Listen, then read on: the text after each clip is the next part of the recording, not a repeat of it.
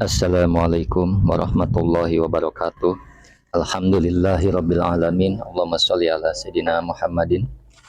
Teman dan sahabat semuanya yang dimuliakan oleh Allah Subhanahu wa taala, kita melanjutkan kajian kita di dalam kitab Fathul Mu'in, masih membahas tentang rukun salat. Rukun salat yang ketiga ialah berdiri. Qala al-musannifu rahimallahu taala nafa'anallahu bihi wa bi'ulumihi fi dunya amin. Far'un ay hada far'un.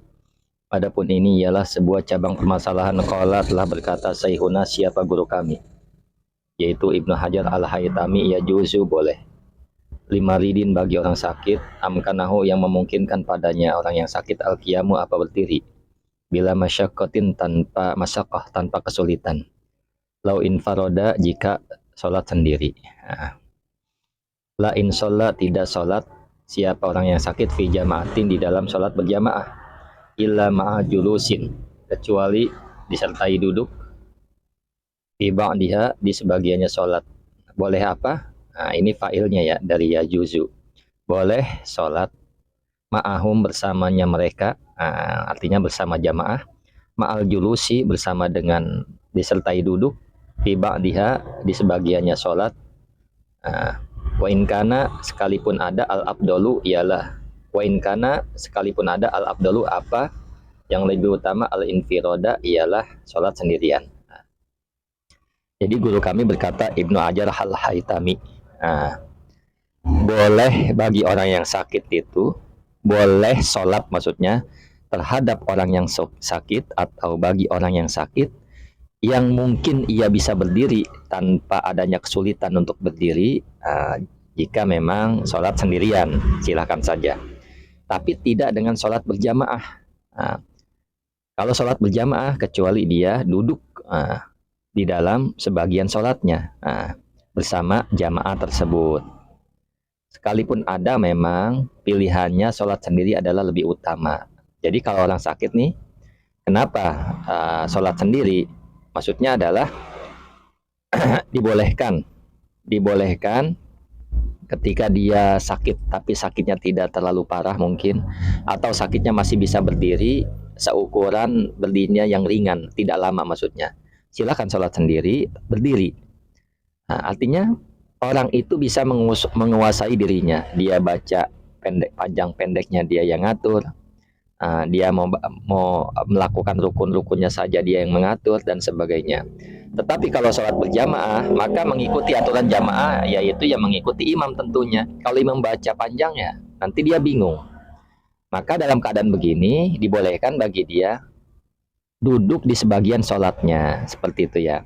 Walaupun pilihannya memang sholat sendirian di rumah dalam keadaan dia seperti itu, sakit.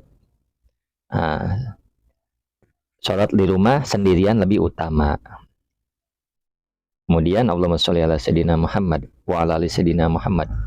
Wa kadza, dan seperti sakit yang disebutkan di atas ya, sakitnya tidak terlalu parah, maksudnya sakitnya masih bisa berdiri, berdirinya ya tidak memberatkan. Wa kadza, dan seperti sakit yang disebutkan tadi, idza qara'a apabila membaca siapa orang, artinya dia sakitnya lagi sholat sendiri. Wa idza, dan apabila membaca siapa orang yang sakit al-fatihah kepada surat al-fatihah faqat saja, lam yakun maka tidak duduk. Jadi kalau dia lagi sholat sendiri dalam keadaan sakit dan membaca surat al-fatihah saja, maka tidak duduk. Karena apa ya, sebentar kan al-fatihah. Kemudian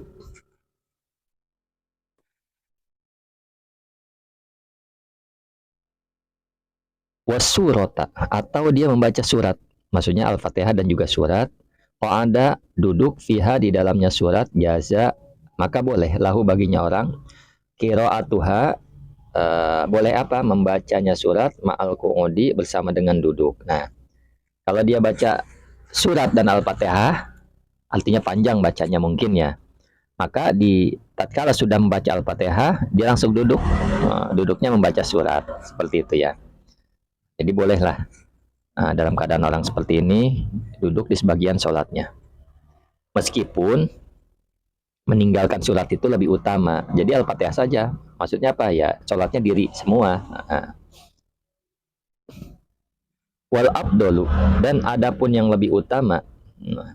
Wal abdolu, dan adapun yang lebih utama lil qaidi, bagi orang yang duduk, al iftirasyu, apa duduk iftiras. Summat tarabu'u, kemudian duduk bersila. Summat tawaruku, kemudian duduk tawaruk.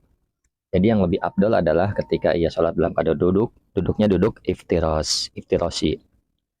Fa'in ajaza, bisa juga fa'in ajiza, jika lemah siapa orang, anis sholati, dari sholat, nah, qaidan, hal dalam keadaan duduk, sholat, maka sholat siapa orang, muttaji'an, hal dalam keadaan berbaring, ala jambihi, atas sisinya, maksudnya atas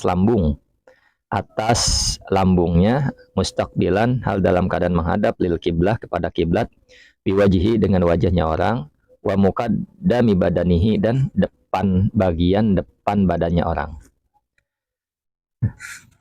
Jadi kalau orang ini tidak sanggup atau lemah bisa disebabkan udah tua atau lemah karena sakit, dan dia tidak mampu sholat dalam keadaan duduk saking parahnya, maka sholat dalam keadaan berbaring atas lambungnya, atas jambihi, maksudnya lambungnya menghadap kiblat, wajahnya dan mukanya. Nah, mukanya tentunya lambung yang kanan ya.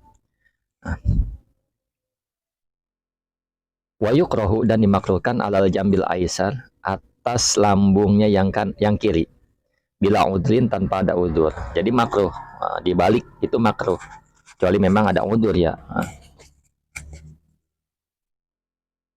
Nah, kemudian pamustalqiyan,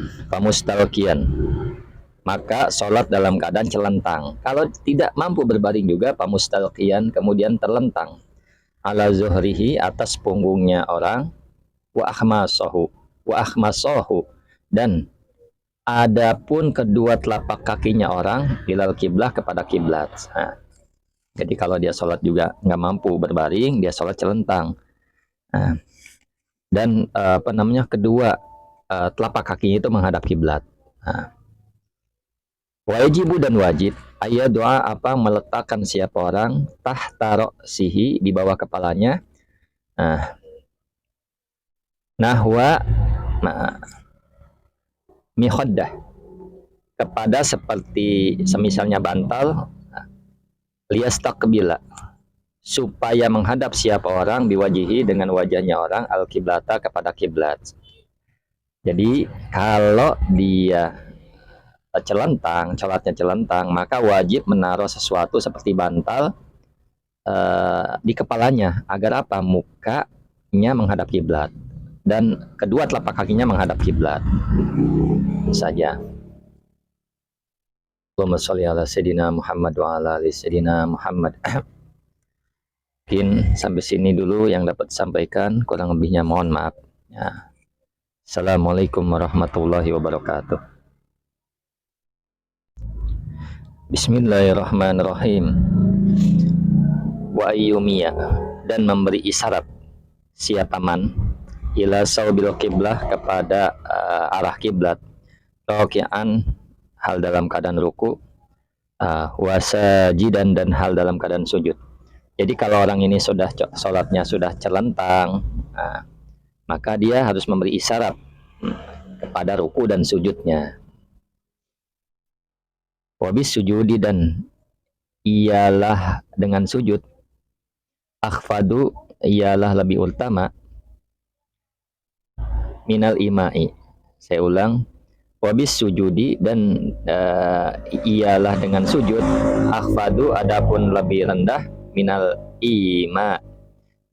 imai, dari berisyarat, ila ruku, kepada ruku.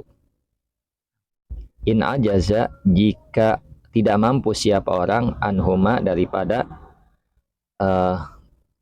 ruku dan sujud, seperti itu. Jadi isyaratnya adalah sujud itu ya isyaratnya lebih rendah daripada ruku, seperti itu ya. Jadi bisalah digambarkan sendiri. Kemudian fa'in ajaza, jika tidak mampu siapa orang, anil imai, dari memberi isyarat, biroksihi, dengan kepalanya, auma'a, maka memberi isyarat siapa orang, biajnafihi, dengan kelopak matanya. Jadi kalau kepala pun sudah tidak bisa digerakkan, maka dia harus memberi syarat dengan matanya. Nah, suku kedip misalkan, sujud sekedip, nah seperti itu. Saking pentingnya sholat tidak boleh ditinggalkan sama sekali. Poin ajaza, maka jika tidak mampu siapa orang ajro, maka menjalankan siapa orang af'ala sholati akan sholat-sholatnya ala qalbih atas hatinya. Kalau tidak mampu semua, sudah koma lah ibaratnya, dan dia masih berakal, maka dia wajib sholat tetap. Maka menjalankan sholat-sholat atau rukun sholatnya atau sholat-sholatnya atas hatinya. Ini saking pentingnya kita diperintahkan untuk selalu mengingat kepada Allah Subhanahu wa taala. Palatas kutu dan tidak gugur anhu dari orang. As-sholatu apa kewajiban sholat.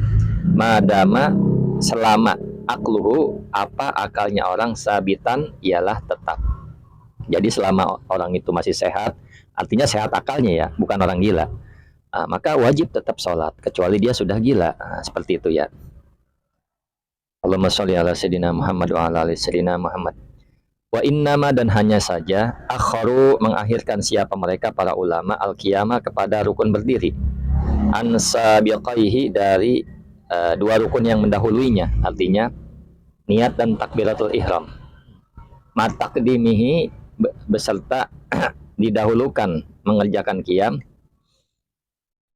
alaihima atas keduanya, artinya niat dan takbiratul ihram.